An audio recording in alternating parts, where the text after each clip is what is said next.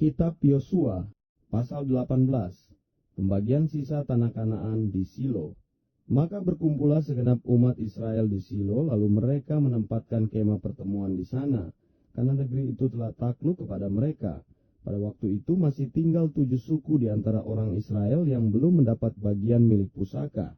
Sebab itu berkatalah Yosua kepada orang Israel, "Berapa lama lagi kamu bermalas-malas sehingga tidak pergi menduduki negeri yang telah diberikan kepadamu oleh Tuhan Allah nenek moyangmu?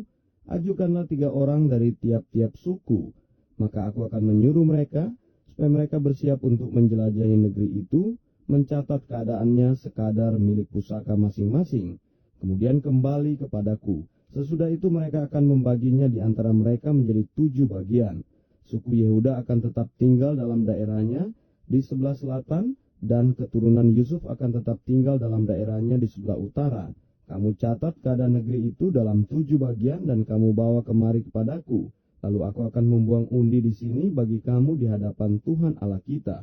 Sebab orang Lewi tidak mendapat bagian di tengah-tengah kamu, karena jabatan sebagai imam Tuhan ialah milik pusaka mereka.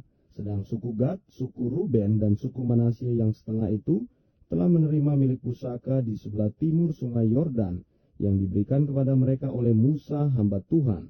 Kemudian bersiaplah orang-orang itu lalu pergi, sedang Yosua memerintahkan kepada mereka, pada waktu mereka berangkat supaya mereka mencatat keadaan negeri itu, katanya, "Pergilah, jelajahilah negeri itu, catatkanlah keadaannya, kemudian kembalilah kepadaku, maka di sini di Silo aku akan membuang undi bagi kamu di hadapan Tuhan."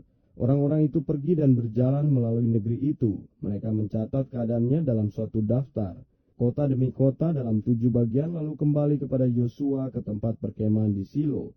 Lalu Yosua membuang undi bagi mereka di Silo di hadapan Tuhan, dan di sanalah Yosua membagikan negeri itu kepada orang Israel sesuai dengan pembagian mereka. Milik pusaka suku Benyamin. Maka keluarlah undian suku Bani Benyamin menurut kaum-kaum mereka, dan daerah yang diundikan kepada mereka terdapat antara daerah Bani Yehuda dan daerah Bani Yusuf.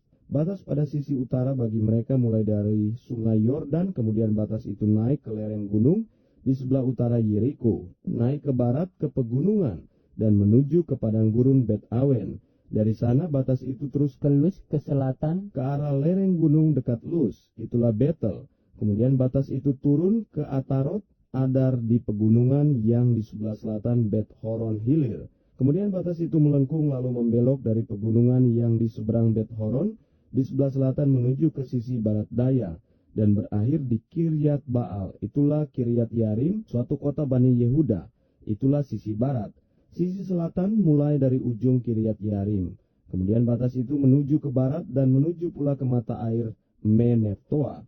Selanjutnya batas itu turun ke ujung pegunungan yang di tentangan lebak Ben Hinom, di sebelah utara lembah orang Refaim, kemudian turun ke lebak Hinom, sepanjang lereng gunung Yebus ke selatan, kemudian turun ke Enrogel, kemudian melengkung ke utara menuju ke Ensemes, dan menuju pula ke Gelilot di seberang pendakian Adumim, turun ke batu Bohan bin Ruben, terus ke lereng gunung di seberang Bet Araba ke utara dan turun ke Araba Yordan. Kemudian batas itu terus ke lereng gunung dekat Bet Hogla ke utara, dan batas itu berakhir ke teluk utara Laut Asin, ke muara sungai Yordan di sebelah selatan, itulah batas selatan. Sungai Yordan ialah batasnya pada sisi timur. Itulah milik pusaka Bani Benyamin dengan batas-batasnya ke segala penjuru menurut kaum-kaum mereka. Kota-kota suku Bani Benyamin menurut kaum-kaum mereka ialah Yeriko, Bet Hogla, Emet Kesis, Bet Araba, Semaraim, Betel, Ha'awim, Para, Ofra, Kefar, Ha'amonai, Ofni dan Geba, 12 kota dengan desa-desanya, Gibeon, Rama, Beerot, Mispa, Kefira, Mosa, Rekem, Yirpeel, Tarala, Sela, Elef, dan Yebus, ialah Yerusalem, Gibeat dan Kiryat, 14 kota dengan desa-desanya.